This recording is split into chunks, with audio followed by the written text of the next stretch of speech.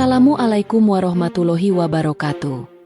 Hai semuanya, selamat datang kembali di channel Kapitalis Ventura. Kali ini, kita akan membahas kabar terbaru dari salah satu raksasa industri rokok Indonesia, yaitu Gudang Garam.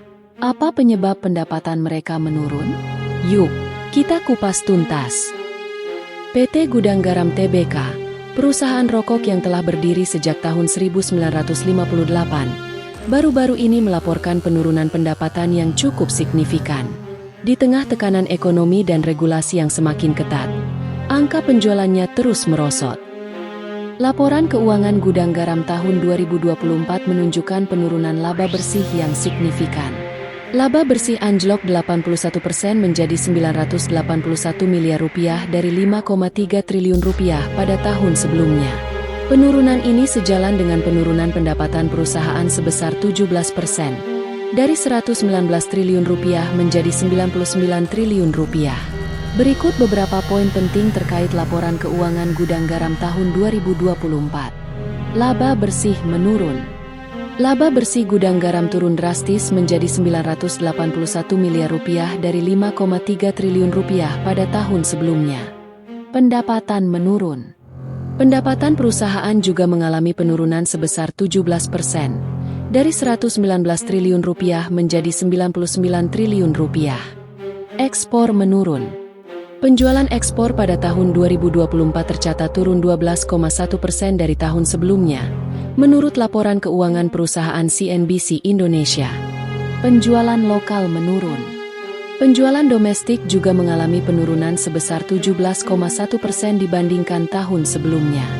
Pada kuartal pertama di tahun 2025, pendapatan Gudang Garam juga menurun. Pendapatan kuartal pertama di tahun 2025 sebesar 104,4 miliar rupiah.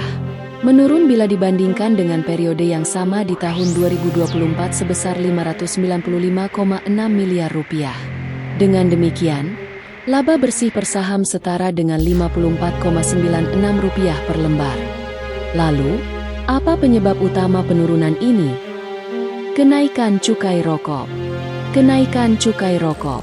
Pemerintah terus menaikkan tarif cukai demi mengurangi konsumsi rokok dan menambah penerimaan negara. Akibatnya, harga jual rokok naik dan daya beli masyarakat melemah. Perubahan preferensi konsumen. Tren hidup sehat mulai memengaruhi perilaku konsumen, terutama generasi muda yang semakin menjauhi rokok konvensional. Persaingan industri. Persaingan makin ketat. Munculnya produk alternatif seperti vape dan rokok elektrik turut mencuri pasar Gudang Garam.